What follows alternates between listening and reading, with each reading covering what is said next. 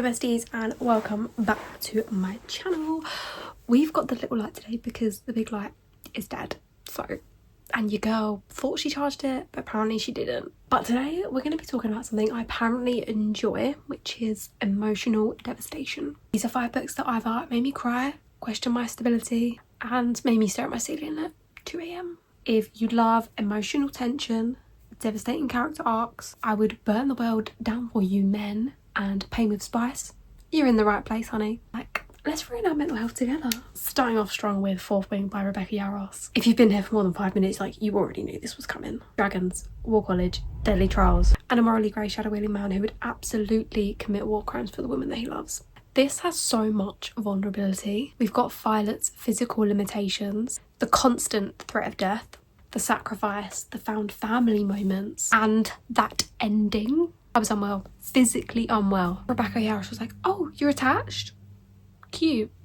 Let me rip that away. It isn't just like a fantasy with spice, it's all about resilience, grief, and loving someone in a world that's actively trying to destroy you. And I sobbed, respectfully. Eyes on Me by Sarah Kate. Now this is emotional vulnerability wrapped up in spice. We've got a cam girl heroine, her stepbrother, and a secret online identity. But underneath all that spice is this deeply emotional story about self-worth. Garrett seeing Mia, actually seeing her, and the way that she struggles with shame and identity, and that she just wants to be truly loved and loved fully. We then have Garrett with his own mental health issues, and honestly I was not expecting the book to hit home as much as it did and make me cry, because I thought it was going to be a spicy fun time, but yeah, I was wiping away those tears. The Right Move by Liz Tom Forday. We've got fake dating, an NBA player, a man that becomes obsessed. This made me cry for so many different reasons. One of them being the quiet ways that Ryan just adores Indy.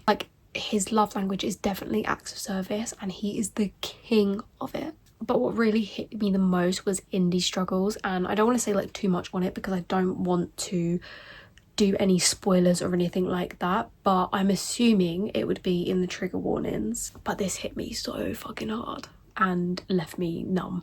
My bestie Sophie actually warned me about the specific trigger warning beforehand, which I'm glad I went into it knowing rather than it hitting me later on bam. So I think that's why trigger warnings could be good. Nothing triggers me, but I'm glad I know him when I can't even speak. I'm glad I went in knowing that. The romance in this story is definitely healing core, and I'm really not afraid to admit that I was emotionally fragile the whole time. Torment by Dylan Page, the duet.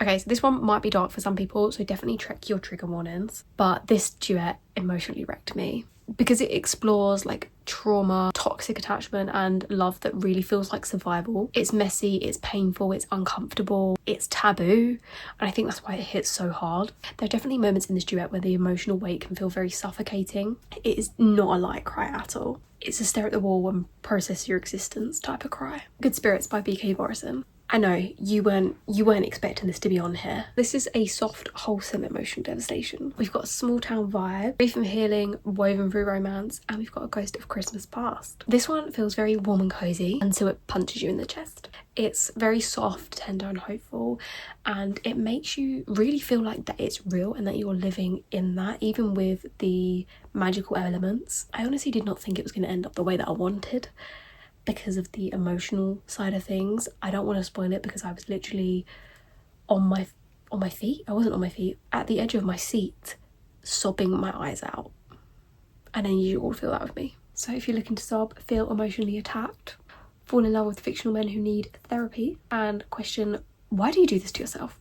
These 5 books are absolutely going to deliver. Let me know in the comments which book made you cry the hardest. And if you want a 5 books that emotionally destroy me part 2, you already know I've got the list ready. Thank you guys so much for watching. Stay hydrated, protect your fictional men, and remember that I love you.